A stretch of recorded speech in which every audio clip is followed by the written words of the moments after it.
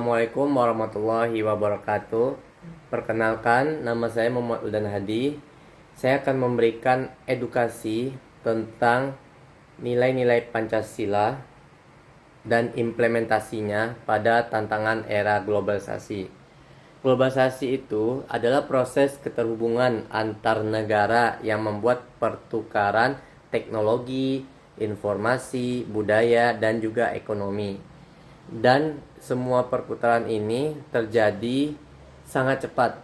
Nah, globalisasi ini membawa dampak dan manfaat yang banyak seperti kemajuan teknologi dan kemudahan akses informasi.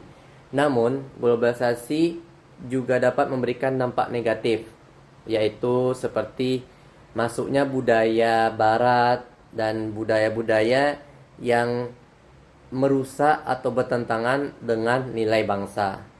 Oleh karena itu, Pancasila menjadi sangat penting sebagai pedoman agar masyarakat itu, terkhususnya masyarakat Indonesia, tetap memiliki karakter dan juga identitas di tengah perubahan zaman.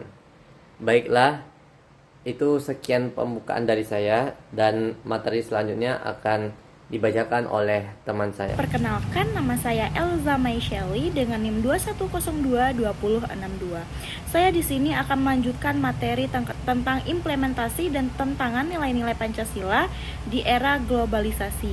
Yang pertama yaitu pentingnya Pancasila di era globalisasi. Di era globalisasi, Pancasila berfungsi sebagai dasar negara untuk menentukan sikap dalam menerima budaya luar, filter untuk menolak hal-hal yang tidak disesuai dengan kepribadian bangsa, penguatan literasi bangsa agar tidak kehilangan jati diri. Kemudian, Pancasila memperkuat identitas dan jati diri bangsa, menjaga kita tetap kokoh di tengah perubahan zaman. Nilai-nilainya juga menjadi penjaga persatuan, memastikan kita tidak mudah terpecah oleh perbedaan atau pengaruh negatif globalisasi. Dengan memegang teguh Pancasila, kita dapat memanfaatkan globalisasi untuk maju, tanpa kehilangan akar budaya, tanpa kehilangan Indonesia di dalam diri kita. Sekian dari saya. Dan untuk materi selanjutnya saya akan menyerahkannya ke teman-teman saya.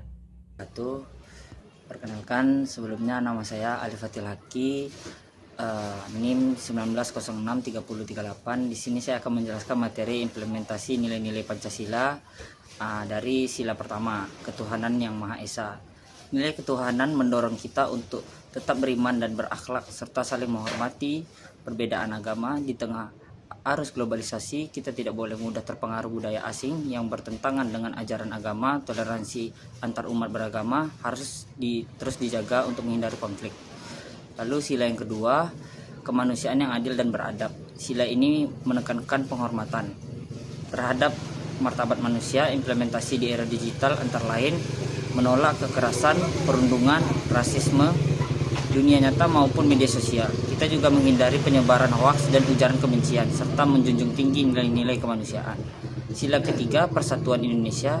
Dengan semakin kuatnya pengaruh budaya luar, masyarakat harus tetap mencintai budaya dan produk Indonesia. Menjaga persatuan berarti tidak mudah terprovokasi oleh isu sara dan perbedaan pendapat. Pemanfaatan teknologi dapat dilakukan untuk memperkenalkan budaya Indonesia ke dunia internasional.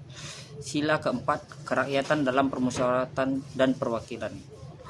Sila keempat, mengajarkan untuk mengutamakan musyawarah dalam menyelesaikan perbedaan di era globalisasi. Kita harus menghargai pendapat orang lain termasuk media digital serta berpartisipasi dalam demokrasi dengan cara yang santun dan bertanggung jawab.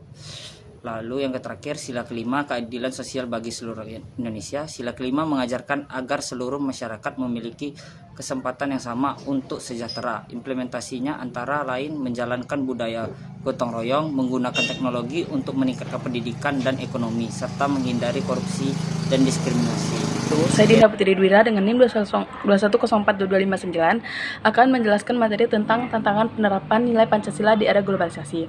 Di sini ada beberapa tantangan yang muncul antara lainnya. Yang pertama itu budaya dan moral bangsa mulai luntur karena pengaruh budaya asing.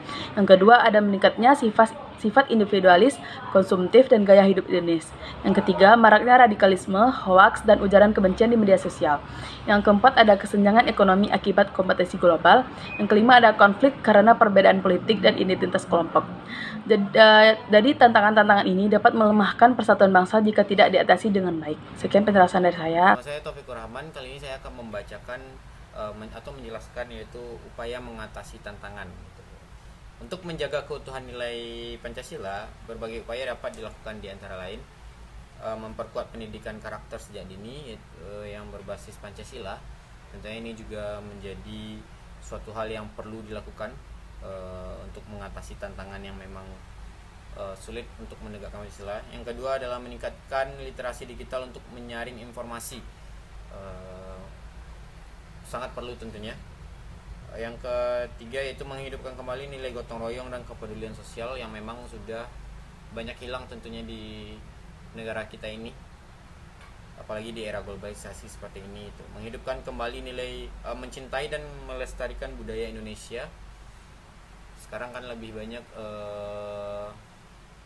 ke luar ya, apalagi budaya-budaya luar yang masuk dalam tren-tren TikTok sekarang atau sosial media yang lain tadi.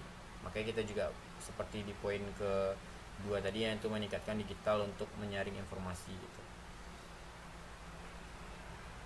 Yang terakhir adalah pemerintah perlu menegakkan hukum secara adil untuk mencegah ketidakadilan sosial.